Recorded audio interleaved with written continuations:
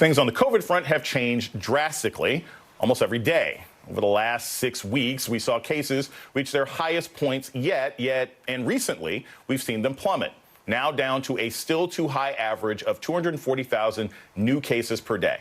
In New York, the indoor mask or vax mandate that began for businesses throughout the state at the beginning of the Omicron wave will be gone tomorrow.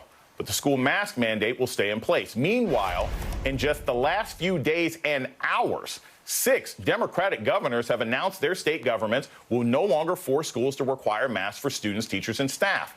So begins a new chapter in the pandemic and a real conversation about the risks and benefits of pretending to move forward to something more normal, even as COVID continues to circulate. Joining us now, Randi Weingarten, president of the American Federation of Teachers and MSNBC medical contributor, Dr. Naheed Bhadelia, director of Boston University's Center for Emerging Infectious Diseases Policy and Research. Thank you all so much for joining us. Randi, I'll start with you. This has always been my concern. I am a faculty member. I'm faculty at Morgan State University. Going into the classroom is always a concern because you're dealing with multiple people, multiple vectors that are coming in from all these different places, kids coming from home, school, jobs, neighborhoods, public transit, and everything else like that.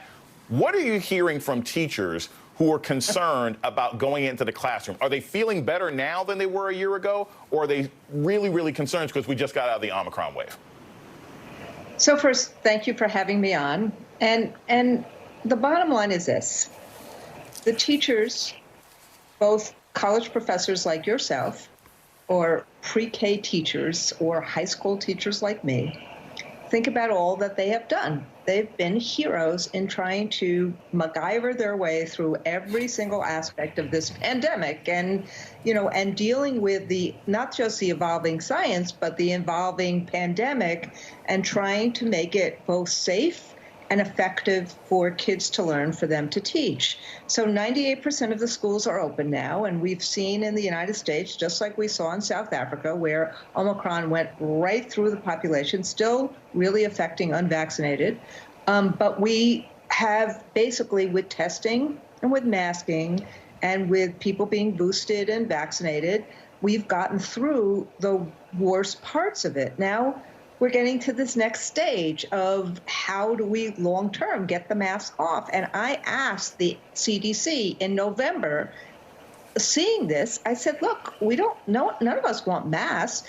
How do we safely, based upon science, not based upon politics, what are the metrics so that we know how to plan and how to unmask? And unfortunately, what has happened instead is that the rates have gone down in terms of Omicron. And now it looks like, because all these states have now in the last 2 days said, okay, mask off. They're not really saying that. Hochul has done a very good job here. She's basically saying, get the numbers down, get the vaccination numbers up, and let's make sure that we're safe enough so that we can actually get the mask off, which frankly, all of us would love to do. I want to play this sound, actually, from Governor Hochul in New York, and then, Dr. Bhadelia, get your thoughts on the other side. This pandemic is not over. It is not over. And that is why we're still going to maintain protections for vulnerable populations in areas where people are very concentrated, because I want people to feel safe. There are vulnerabilities that we need to continue to protect until further progress is made. Dr. Bhadelia, when I think of vulnerable populations, I don't just think of kids, and I don't just think of senior citizens and people with medical illnesses. I think of a 19-year-old kid that I met at a pizza place yesterday who's graduated from high school a year ago, who said, look, I got to come into work. People sometimes wear masks, don't get masks. I could get sick doing this job. Where is the actual science on this? Because we have past Omicron, is it really safe for these states to be dropping mask mandates? Is this a political thing? Is it a science thing? Or is it a money thing? Yeah, Jason, I'll start by saying it's complicated, but I think Randi and I are probably pretty aligned because I've heard her speak about this at other places as well. So 3 things. 1, we're still in the middle of a pandemic, and the cases right now are actually higher than they were at the peak of the Delta wave, believe it or not. and the deaths are about 2,500. So that's still pretty high. So today, in most places in the country, if you want to take off the places that have mask mandates, by the way, only 10 states actually have statewide mask mandates. In fact, of the 28 that started off with mask mandates, many of them didn't put on a mask mandate in the middle of an Omicron surge. So that was, in my view, I think they were short-sighted, because I think that those mask mandates would have helped reduce the number of cases that we saw during Omicron. Now we're in this space where things are still high. But what's happening is that in the future, you may get to a point where, as the cases go down, and we don't know where the trajectory is going, but you could foresee that there might be a point in a month or 2 months when the cases are low enough, when the conversation about, I think, having metrics that Randy brought up are so important, right? When should we know? To your example of, when you go in to teach in that classroom, you would feel very differently if you went into that classroom right now and people are unmasked compared to if you went into classroom and the masks were optional when there was, let's say, 10 cases per 100,000, and the hospitals are not overwhelmed, and there was a high vaccination rate, right? So linking it to those metrics is going to be important. And related to that, because every community is different, right? Every community is going to hit those metrics at a different point.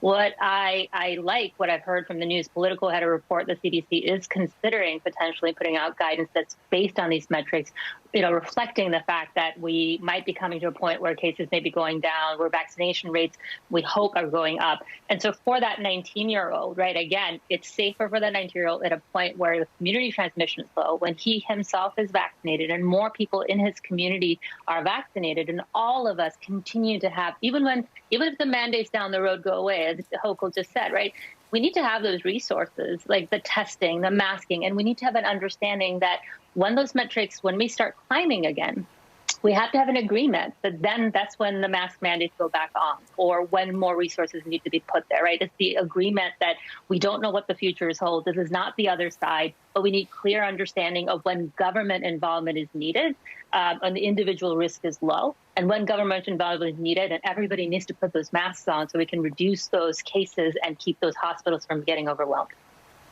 That is the question that I have. Randy, I want to show this to you really quick. These are the states. We have a map of which states Democratic governors, they have masks in school, they don't have masks in school.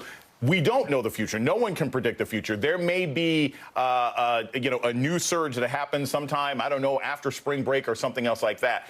When you hear from teachers in different states, are there teachers, perhaps in states with low COVID rates, saying, hey, we're going to side with certain political parties in our state in order to get rid of these mask mandates? Because, again, none of us actually like wearing them anymore. Or do you think that teachers kind of have a universal attitude of concern going forward? Or do you think this is sort of varying state by state when you've been talking to your teachers that are your constituents?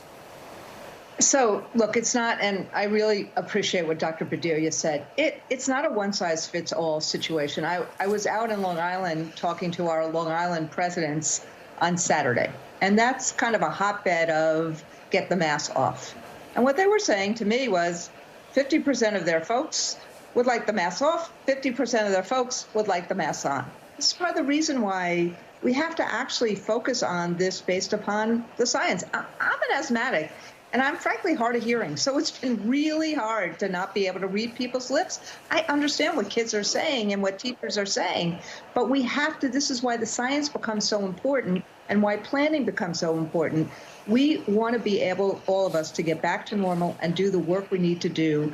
But if we follow the science and have safety and welcoming, well-being as our watchwords, we're going to do okay, just like what the teachers have done, from the whole pandemic. But when it becomes politics, it becomes less about the science and less about safety, then people stop trusting it. Yeah. Can I add one more thing to that, Jason? Sure. I just want to say, the other thing is we fixate so much on masks because masks have become such political just hotbeds, right? But we should really be even talking about that even if there's a period of time where states decide they want to take the mask mandates off and they might put it back in the future. And during those periods of time, while we remain in the pandemic period, we need to still focus on getting good quality masks for people who will wear them, particularly people who are vulnerable. We need to make sure all of us have access to testing and that we're staying ahead of things, seeing where our community transmissions are going with technologies like wastewater, which CDC is now concentrating on. So it keeps us ahead of the curve to know when we should be taking those steps again. Randy Weingarten and Dr. Naheed Bedelia, thank you so much for joining us today.